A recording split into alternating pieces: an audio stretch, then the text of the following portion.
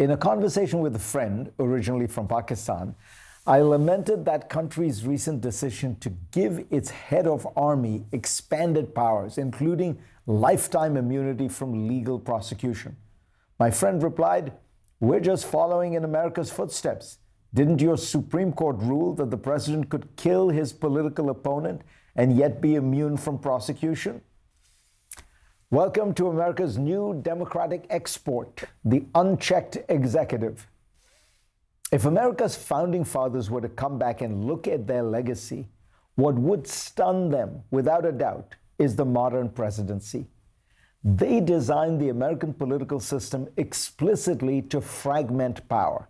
They were reacting against a monarch and the accumulation of all powers in the same hands. That's a quote from Federalist 47. They purposefully conceived of a decentralized and restrained executive, described in the notably brief Article 2.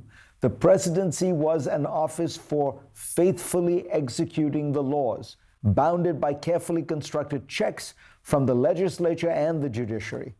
Congress, by contrast, was named the first branch of government and vested with the lion's share of authority, the powers to tax, spend, declare war, and regulate commerce. James Madison, the de facto author of the Constitution, explicitly acknowledged this fact in Federalist 51, writing that in Republican government, the legislative authority necessarily predominates. Even Alexander Hamilton, often thought to have urged an imperial presidency, in fact believed strongly that the president had few monarchical powers. In Federalist 69, he contrasts the British king with the American president, saying, "The latter is elected for merely a 4-year term and is amenable to personal punishment and disgrace." He adds that Congress, and not the president, had been given the powers to provide advice and consent on treaties, declare war, and raise an army. The reason the president's foreign policy powers are mostly limited to military command, he explains in Federalist 75, is that an avaricious man might be tempted to betray the interests of the state to the acquisition of wealth. An ambitious man might make his own aggrandizement by the aid of a foreign power the price of his treachery to his constituents. Yet by the 1960s, this finely tuned mechanism had clearly seized up. Wars, economic crises, and the media's tendency to nationalize and centralize attention created a one-way ratchet for ever-increasing unchecked presidential power. This dramatic imbalance culminated in the constitutional crises of the Vietnam War and Watergate, and in the 1970s, Congress, finally energized by bipartisan outrage, passed a series of laws designed to rein in executive excess. For example, the Inspector General Act of 1978 created a cadre of internal watchdogs to root out waste and fraud in departments premised on the understanding that they would be protected from political retaliation. The whole set of restraints didn't work. While Congress established the legal mechanisms for control, for example, regarding war powers, it lacked the collective political will to hold the president to them. Furthermore, after 9/11, war on terror resolutions effectively nullified these restraints, all but giving presidents carte blanche for the use of military force. Beyond laws, after Nixon, both parties had agreed to a set of powerful norms. For example, firewalling the Justice Department from the White House. One principle established that the president should not direct the Attorney General to investigate or prosecute specific individuals.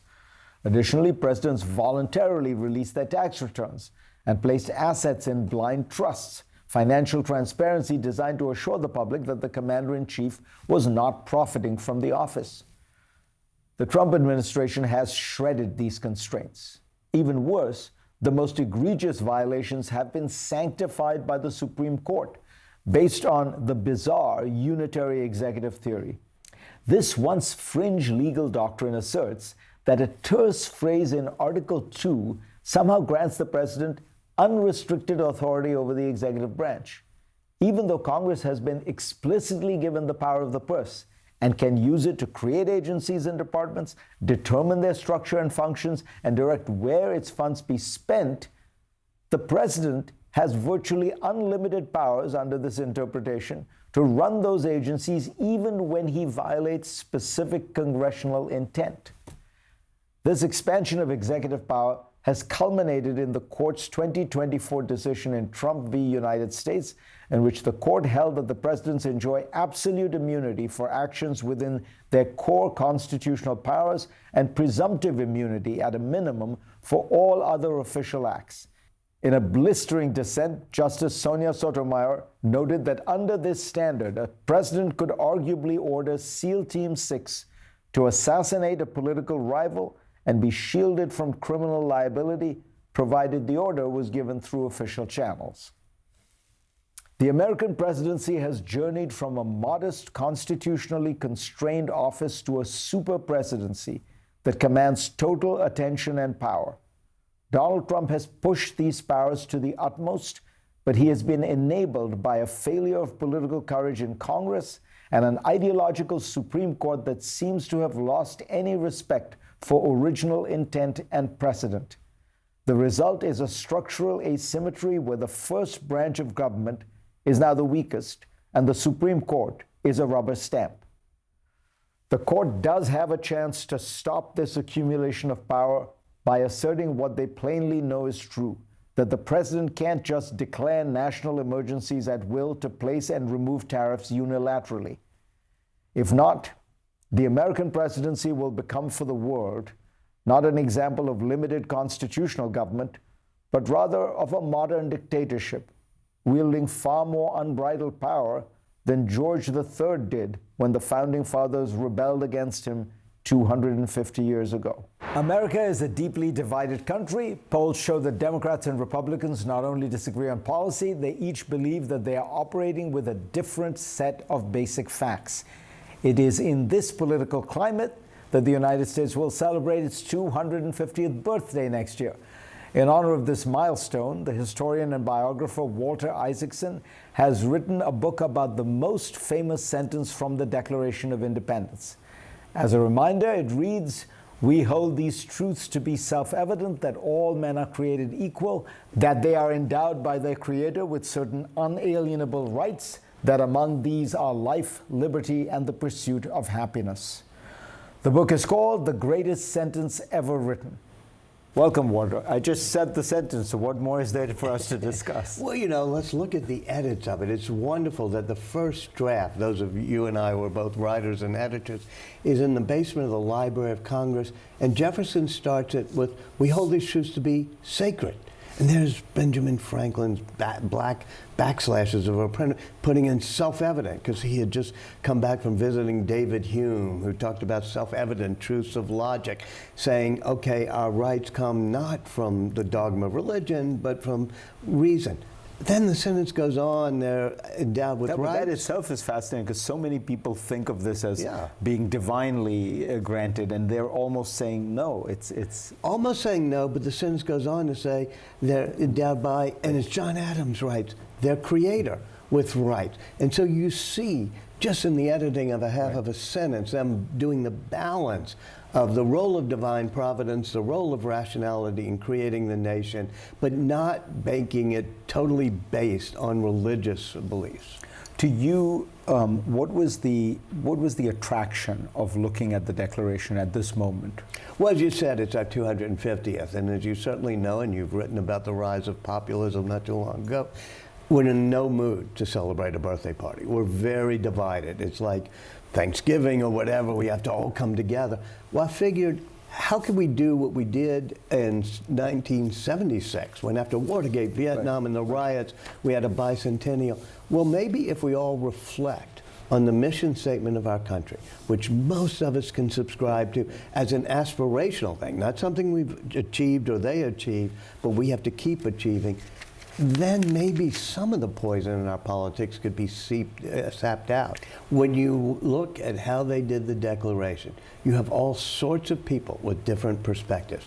Some who are slave owners, some who are abolitionists, And yet they come together to say this is a mission statement that can live and breathe. When Jefferson takes Locke's idea of life, liberty, estates, and property and turns it into life, liberty, and the pursuit of happiness, it's a breathing phrase that sets the stage for the American dream. So I think we can all talk embrace about that it. for a minute, because that's so interesting. You're right. John Locke says life, liberty, and property, and then Jefferson in the Virginia statute says property, right? Well, George Mason does most of the writing of the Virginia statute, but you're absolutely right. It says property. It says property and happiness, or just property? It says estates and property. And property. Right. So, do we know what Jefferson was thinking when he enlarged that phrase? The pursuit of happiness wasn't just, okay, let's have fun and parties. It was a pursuit of your own fulfillment. And he had read, Voltaire, Rousseau's De Social Contract, and I think he's trying to say each new generation has got to figure out its own pursuit of what will fulfill it. And for most of our history, we've been able to have each new generation do better than the last. Nowadays, that's in jeopardy. That's the American dream in jeopardy. But that, too, was part of what Jefferson was pledging us to try to pursue.